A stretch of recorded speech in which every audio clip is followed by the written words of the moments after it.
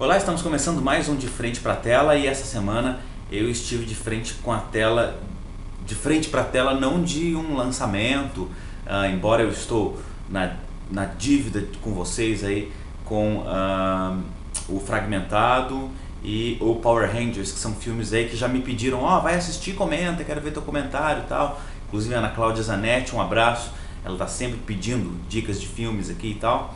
Então eu estou na dívida com vocês, mas eu vou cumprir. Essa semana eu assisti, até em virtude de uma sessão do Ponto Miss aqui em São João da Boa Vista, um filme de domínio público, um clássico do cinema, da história do cinema, que é Um Homem com uma Câmera, ou Um Homem com a Câmera de Filmar, ou O Homem e a Câmera de Cinema, enfim, os N títulos que esse filme já teve em português. Enfim, é um dos maiores filmes do Dziga Vertov e é sobre ele que nós vamos falar hoje.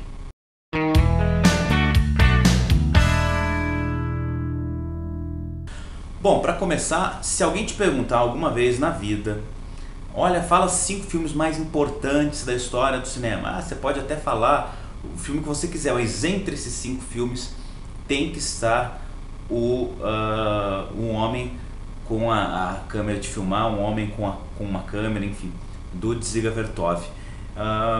É um filme feito ainda na época da União Soviética, em 1929. E o cenário nessa época é interessante a gente entender uma coisa para ver a importância desse filme. No final da década de 20, o cinema já estava começando a ser falado, em 1928, por aí, com um cantor de jazz e tal. Mas o cinema falado só se popularizou no início dos anos 30, na metade dos anos 30, por ali. Então começaram a aparecer alguns filmes falados, os talkies, como eles diziam, mas ainda era uma coisa muito novidade, né? E no começo dos anos 20, no final dos anos 20, no começo dos anos 20, na verdade, no começo da década, começaram a surgir alguns filmes que experimentavam um pouco a linguagem cinematográfica, no final da década de 10, começo de 20.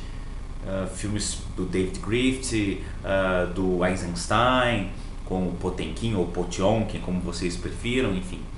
E esses filmes começaram a experimentar o cinema enquanto arte, né, na questão de linguagem, na questão de enquadramento, na questão de fotografia, de narrativa, enfim, começaram a explorar os potenciais que essa então recém-nascida, né, com menos de 30 anos, aí, sétima arte, poderia apresentar pra gente.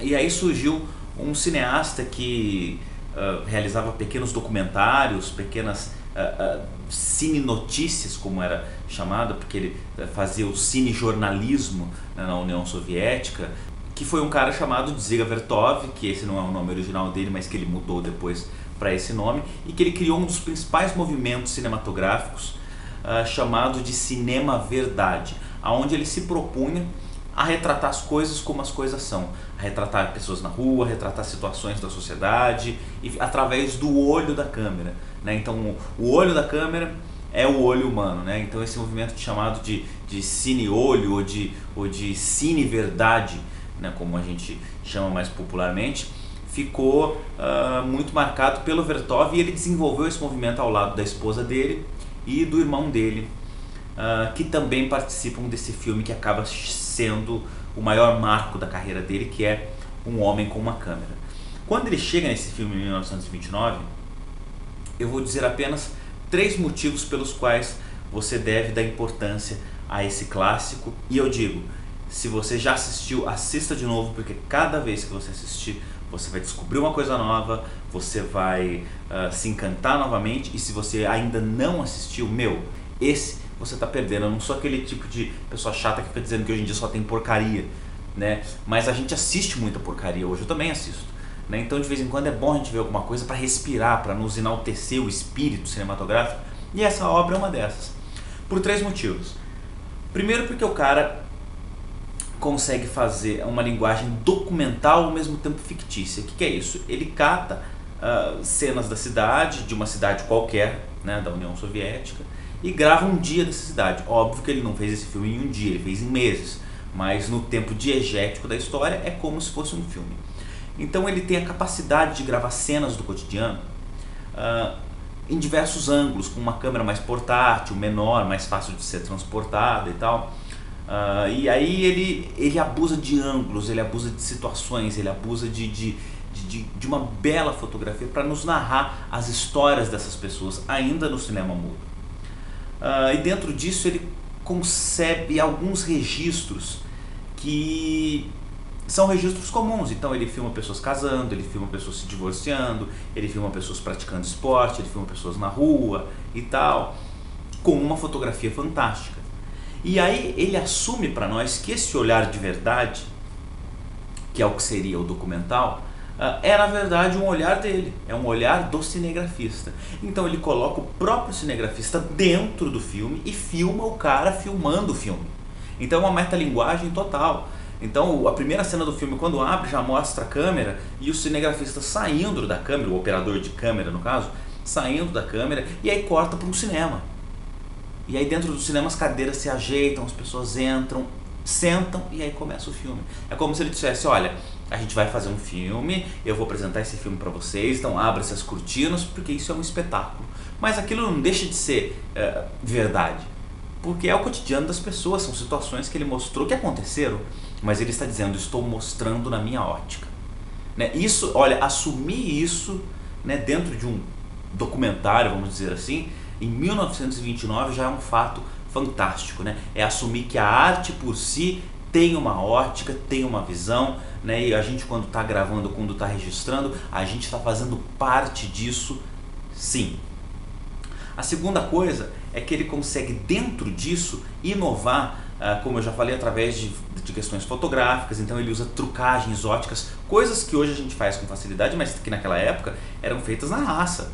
Né? Então ele faz sobreposição de imagens, ele faz mesclagem de imagens assim, e outros recursos, animação em stop motion, né? Então ele faz a câmera se movimentando, as partes de ferramentas se movimentando e tal, em stop motion, fotografados quadro a quadro, depois ele anima, enfim, com técnicas que não são, são artesanais, era o cinema artesanal sendo feito, né? E ele chega à questão de não fazer uma edição, de fazer o que nós chamamos de montagem, ou seja, ele dá um sentido.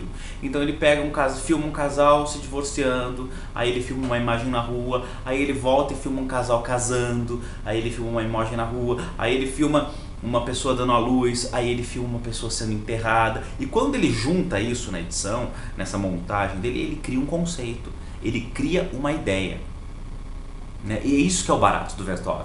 Né? Ele põe uma pessoa lá se casando, mostra assinando livro de casamento e tal, aí ele corta para outra coisa, volta e tem duas pessoas se divorciando e tal. É documental, mas tem uma ideia por trás disso. É genial, sabe? O filme inteiro ele traduz isso. Coisas que são ideias que se assimilam, né? Através de sintagmas e paradigmas, como vocês queiram, e que ele acaba contando histórias universais dentro de uma hora de filme, né? E a terceira coisa é que dentro de tudo isso que eu estou falando, ele conta uma história. A história do filme tem começo, meio e fim. Então ele começa com essa questão de mostrar que ele está gravando, aí amanhece o dia na cidade, as coisas começam num ritmo e tal, então ele mostra as árvores, mostra o céu, de repente o ritmo fica acelerado e ele trabalha isso com montagem, ele faz cortes mais ágeis, ele filma várias vezes a pessoa fazendo a mesma coisa, a mulher empacotando o negócio, o cara trabalhando na fábrica, os esportistas e tal, e coisas como se estivessem acontecendo ao mesmo tempo. E óbvio que isso ele não filmou num dia, ele filmou em vários dias, em meses. E aí ele juntou tudo e a gente tem a ideia exatamente de que é uma história, um dia de uma cidade, onde a cidade é o personagem, as pessoas são os personagens e o cinegrafista que está fazendo tudo isso, o operador de câmera, que é o personagem título do filme, que inclusive era o irmão dele, né, o Michael, o Mikhail no caso, o irmão do Vertov, é o personagem. Então é genial, sabe?